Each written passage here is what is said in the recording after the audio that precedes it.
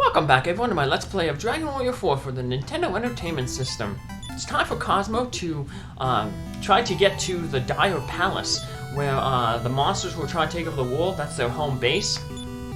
In order to get to there, though, he's going to have to use the Colossal, robot to the south of Riverton to cross the river. So, we're just going to warp over here to Riverton, and then head into that little shrine down there.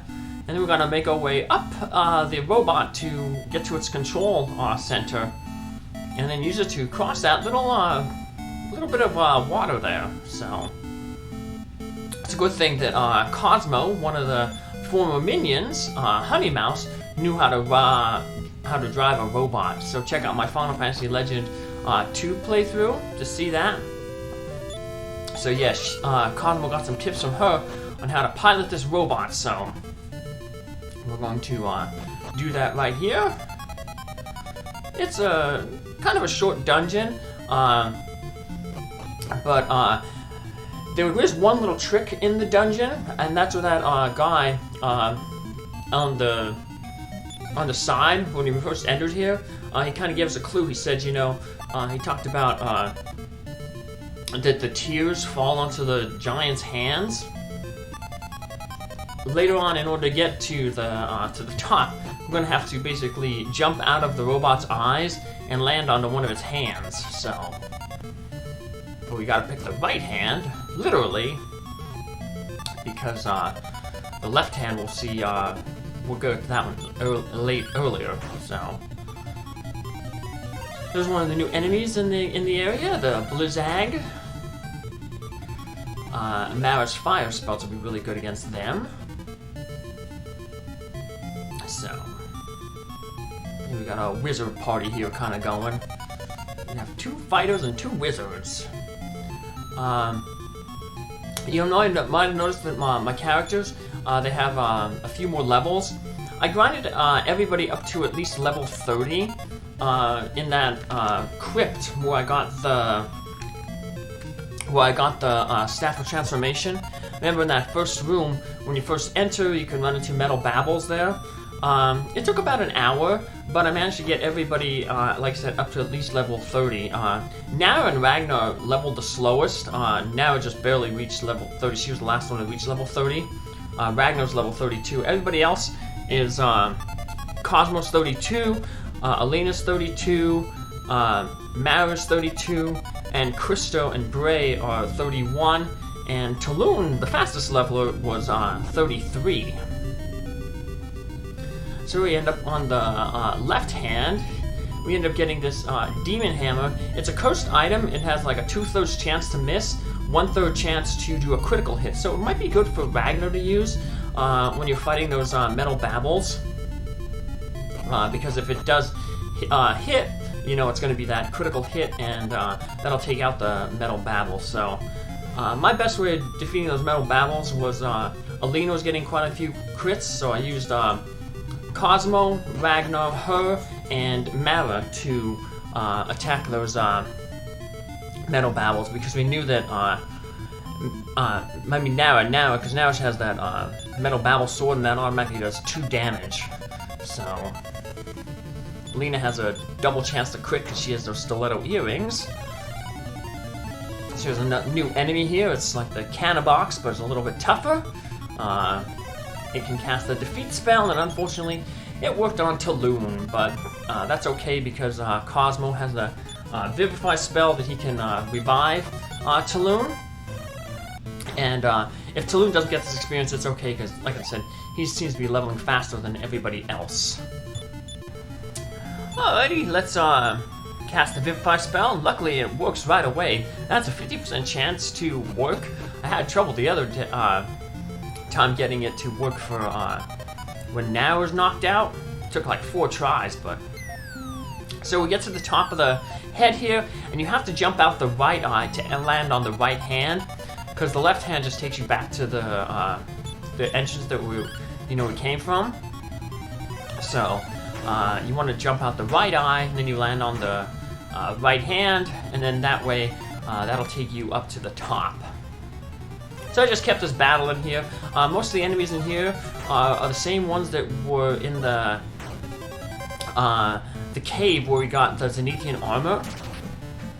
So you got these Pogodosaurs, you got those Fury Faces, the Necrodane Skeletons, pretty much all the monsters that aren't like sea monsters in that cave are in here. So that's why I was able to pretty much cut out all the battles. So yeah, they're much easier now that we gained quite a few levels. We were about 10 levels earlier when we went through that cave, the Zenithian cave. Enemies are pretty tough, but not so much now. So we get to the top here, like basically the brain. We just go to these levers, we pull one of the levers, the giant statue begins to move. And we'll cross over this little river here. And I don't know what this, there's a little warp tile over there to the right, but if you step on it, it just takes you back to the place where you, it just takes you to the same tile, so I have no idea what it's for. We just hop out the giant's ear. There we go. So I'll show that tile off later what it does, but let's make our way over to the Dire Palace. We head over to the right here and go around. It's a little bit of a longer trip, but it's over grass. Where if we went the shorter route, it's over hills and forest, so it might be a higher encounter rate. So there's a few new enemies in this area here, but most of the enemies, the ones that I've always run into, it seems like I ran into a whole bunch of those dragon riders. Those ones that use that gas breath on you. It can be pretty deadly.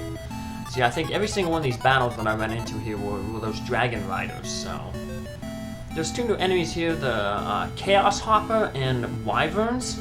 But it's okay that I didn't meet them here because we'll meet them in the next dungeon. So we just want to get here to the Dire Palace, which luckily becomes a workplace on us. Now, if we don't have the Staff of Transformation, or if you don't use the Staff of Transformation, every time you talk with one of these monsters, we get into a fight with it. And different ones that have different things. So, like the Bengal-looking enemies, we turn into we fight Bengals when we fight them. We got a fur coat.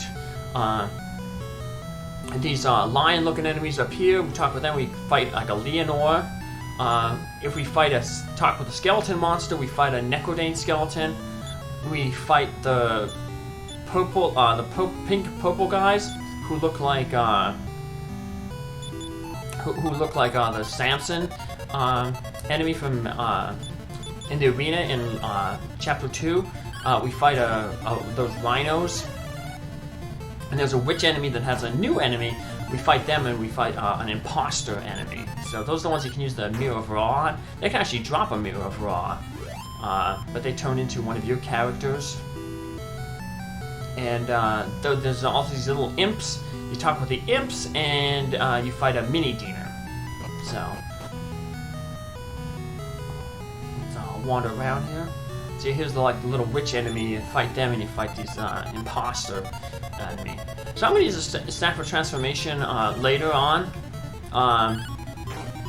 to transform into monsters, and then you get different dialogue with the monsters, but I just wanted to kind of show off the different enemies you can run into here, the fights. And there's going to be some humans who are, I guess, captured over here to the right, and they have different dialogue, whether you talk with them as monsters or as, like humans. Huff, huff, I'll become thin by running. So these people are apparently on the dinner menu. I'm thin, so I'll be the last one to be eaten. This guy. I don't care what happens to the others, as long as I survive. Alright. There's quite a few treasures in here. But, let's use the Staff of Transformation. Every time you leave an area, the monsters kind of reset. Hell, yeah, for some reason, like horses, dogs, and stuff, they're considered monsters. So I turn into horses here, and I'm too skinny. I know the person next to me will taste better. No, I'm not tasty. So, yeah, you figure like, you can turn into a whole bunch of different sprites. There's dogs, cats, horses, slimes. Sometimes you turn to your own party members. So, that's pretty weird. Let's head up this way. There's some monsters up here. One of these Bengal guys. Long ago, Urstic, the ruler of evil, reached the final phase of evolution. Fearing his sworn power, the Celestial Master imprisoned him underground. So we can use eventually, if you just stand around long enough, the staff transformation will, it'll default back to your normal things. But I just want to fight this guy. Yeah, most of me would say like you jailbreaker or like how'd you escape, something like that. So, dunk. Just finish off these guys. Ooh, did a strange dance there, one of his things. In a bonus episode, I'll have all his little tricks that he does, his little antics. We've been seeing quite a few of them so far, but I'll just put them all in one little place. So, dunk. Let's head out here. We're gonna get some, explore a lot of the area here. Oh, become thin. Yeah. See, now we're just like a human, so like they have different dialogue with us. This lady will have different. This monster here. We didn't talk with her as an animal or as a monster. Sniff, sniff. I smell humans. Yeah. See, dogs are treated as monsters. So, hey, that one guy's escaping. There he is. We got a little secret passageway here, and take us to a guy who gives us some info on where to get the staff transformation if we don't have it. Yeek, let me go. What? Use the staff transformation to assume the shape of monsters? I'm relieved. And if you talk with him without transforming at all, he asks you a question, and I'll show that off in the next episode because I can't not have any luck transforming back into normal here. But he basically says that he asks you if you have the staff, and if you say no, then he's like, oh, get it in the shrine south of Endor. So, no luck there, but we'll be coming back into this thing because we need to transform into monsters and explore the rest of the thing to learn more about the plot. So we'll do that in our next episode. Take care, have a good one, see you then. Bye.